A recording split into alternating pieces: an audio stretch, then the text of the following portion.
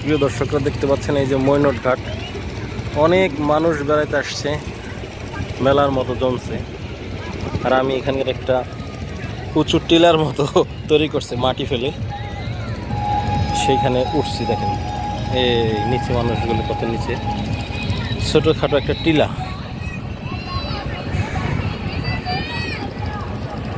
আজকের মৈনট ঘাট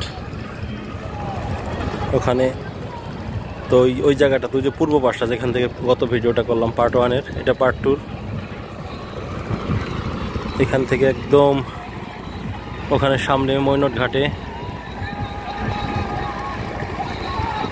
একদম মানুষে ওদিকে প্রচুর হয়েছে, আরও হয়তো সন্ধ্যার পরেও কিছু মানুষ হবে। আর এই যে লঞ্চ পারাপার আছে, আপনারা 80 টাকা বা 60-70 টাকায় পার হয়ে যেতে পারবেন ওপার ফরিদপুর, যদি কেউ চান এই ভ্রমণটা অল্প সময়ের মধ্যে করে নিতে পারেন।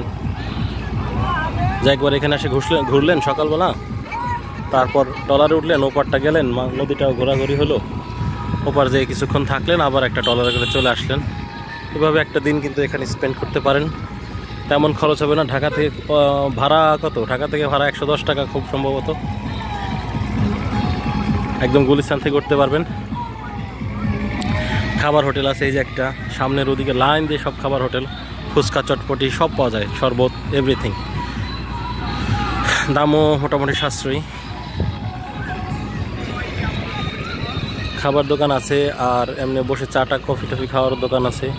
ওই মাথায় ওই যে গুলি কফির দোকান, আর একটা ওই যে খাবার দোকানও আছে।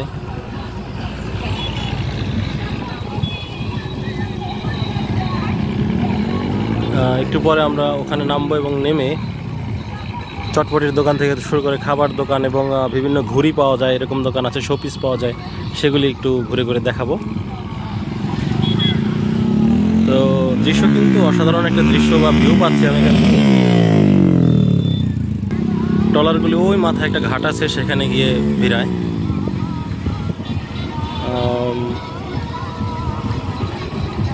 এখানে আসলে যদি একটু বাতাস থাকে তাহলে আর আপনার মনে হয় এখান ছেড়ে যাওয়ার ইচ্ছা করবে না।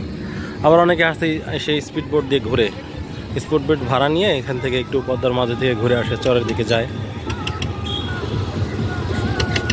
ওই যে দেখা যাচ্ছে একটি স্পিড বোট, খুব সম্ভবত তারা ঘোরার জন্য বের হয়েছে।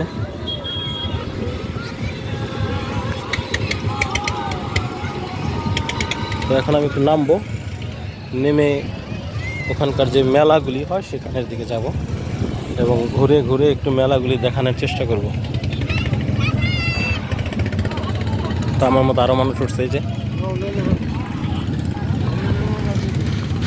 আমি উঠছিলাম এখান থেকে খাড়া ঢালবে এই সই, কিন্তু এখন আমি আবার ওদিকটা নিচু একটা পথ আছে যেখান থেকে নামা যায়, ওখান থেকে নামবো।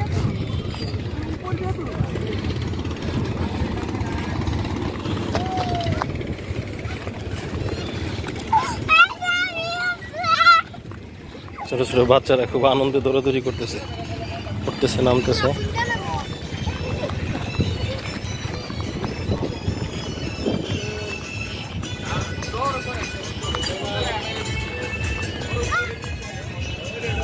এই বাঁশগুলি কিন্তু নলি বাঁশ, এগুলি বড় হলে পরে এই নল বাঁশগুলি কাজে লাগে, অনেক সিপ টিপ এগুলি দিয়ে তৈরি হয়, কিন্তু এখানে অবহেলা হয়ে আছে, যত্ন নাই। এই তো নেমে আসলাম এই যে উঁচু জায়গাটা, এই যে